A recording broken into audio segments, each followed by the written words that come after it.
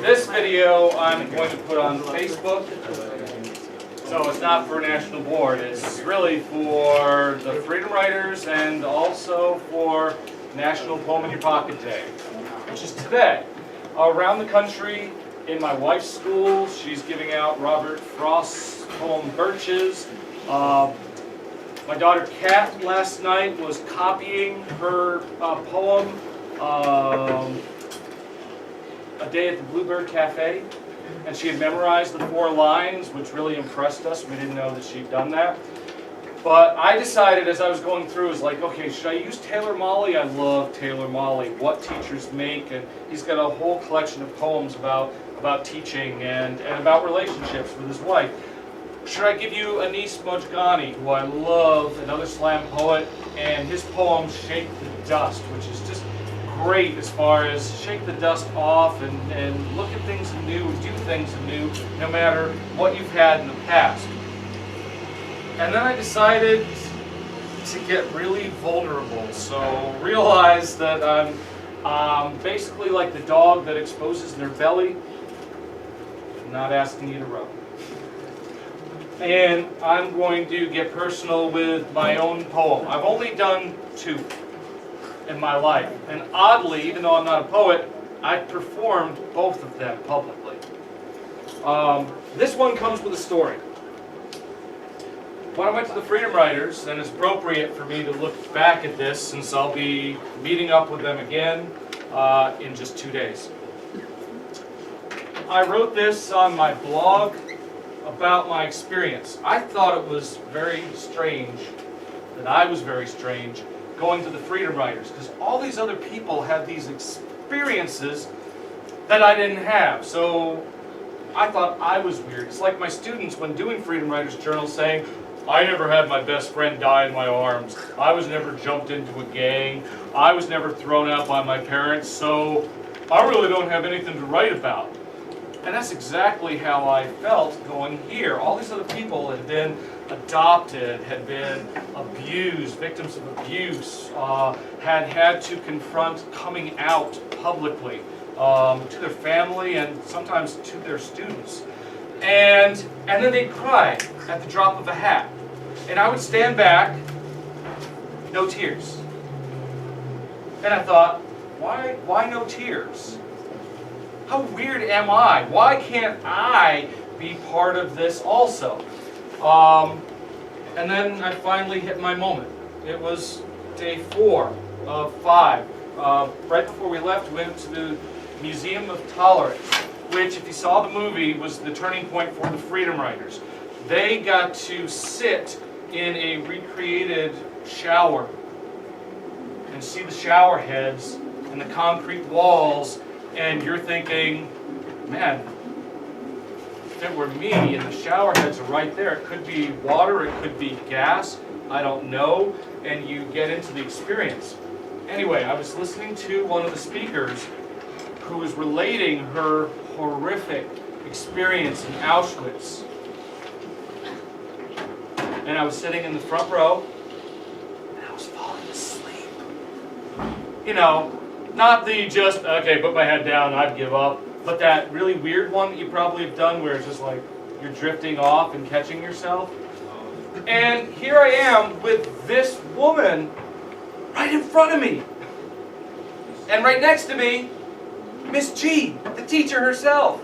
And I'm like, okay, now I am the worst heel in the whole world. And after that is when I had my moment. But as usual for me, it was personal and private. We went up to lunch after this incredible speech, from what I heard, and I went to one of the Freedom Writers personnel and I said, do you have paper?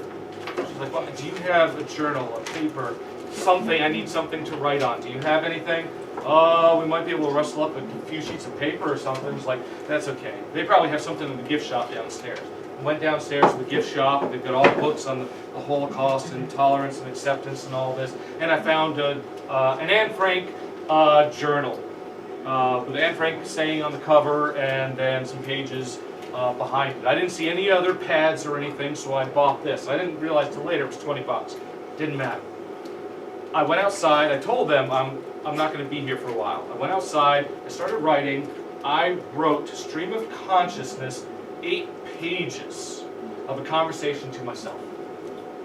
That was my moment. And then I returned to the group, and nobody mentioned, we realized you weren't here, are you okay? I didn't get the same, oh, are you okay, pat on the back like everybody else got, because mine was so private.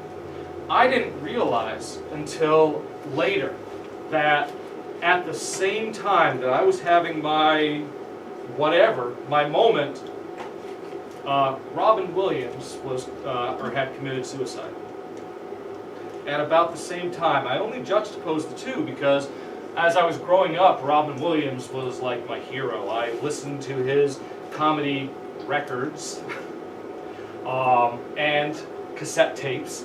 I watched his specials on TV. I watched his Happy Days debut. I watched Mork for Mork. And all of his movies. He was my laugh mentor. When I was in your seats in 11th grade, my buddy from high school had said, I remember Roger walking around with those rainbow suspenders.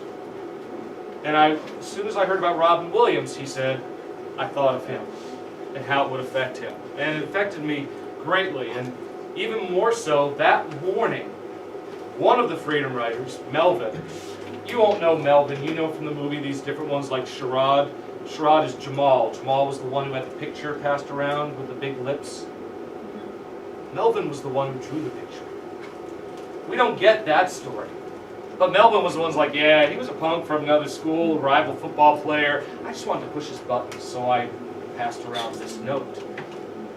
Melvin started calling me Patch Adams. Robin Williams' character is a doctor with a clown nose. And I guess he must have gotten it from the fact that I mentioned that I was a trained clown.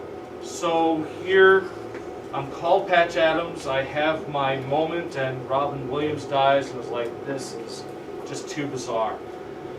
So, in processing this on my own, as usual, I said, you know what, I have a poem that I want to share with the Freedom Riders. I know that in the Toast for Change, there was that one kid that nobody even remembered because he was so quiet, that got up and said, Miss G, do you mind if I read from my journal?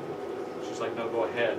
And then he read, and everybody was affected by it. I said, I need my moment here. So I took a poem that I wrote, and I added on to it. The poem needs a little contextual setup. Number one, there was a story that you may have heard a couple years back where a 2-year-old girl from China had left her parents' restaurant, walked out the back door into the alleyway, and was run over by a car.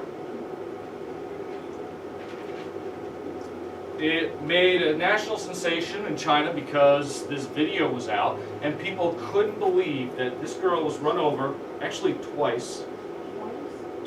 Another vehicle came and actually ran her over. Boom, boom. That wasn't the thing. 18 people. I watched the video once. My wife said, if you're going to write about it, you have to watch it. I watched it once, and I counted. 18 people walked by, rode by on their bikes or scooters, or drove by. Didn't stop. Finally, one woman, bag lady, you'd say, with a shopping cart, pulled up, stopped, and checked on the girl and got her some help. And I just said, oh my goodness, she was only 2. She was only 2. And that's what went through my head, and then I just started writing from there. You'll see where my natural stop is. And then I picked it up again for the Freedom Riders, and this is what I'm sharing with you today.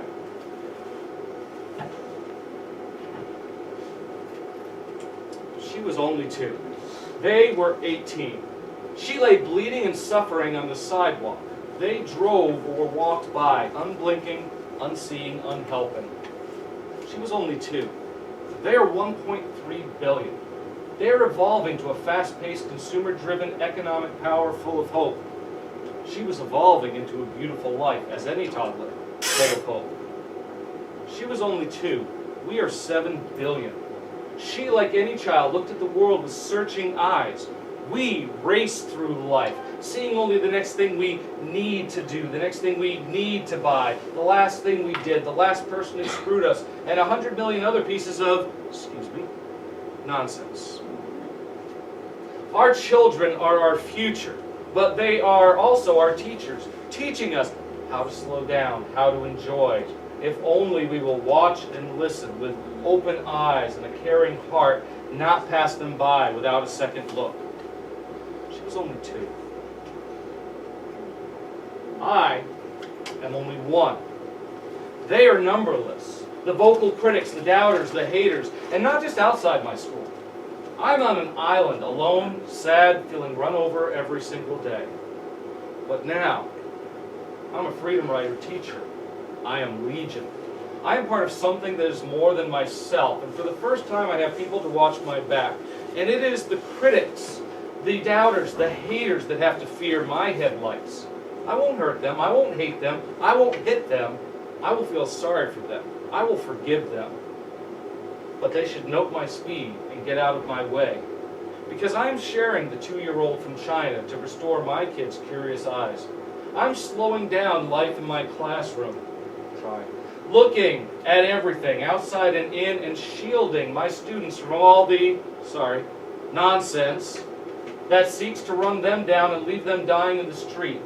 They will be revived, restored, and recharged every day in my classroom, and go out every day and share the story of the 2-year-old from China, and the story of the 18 blind witnesses, and the story of room AB18, and their own valuable stories, and change their world, and they will be part of the movement. I am only 1, and 1 can be a powerful number.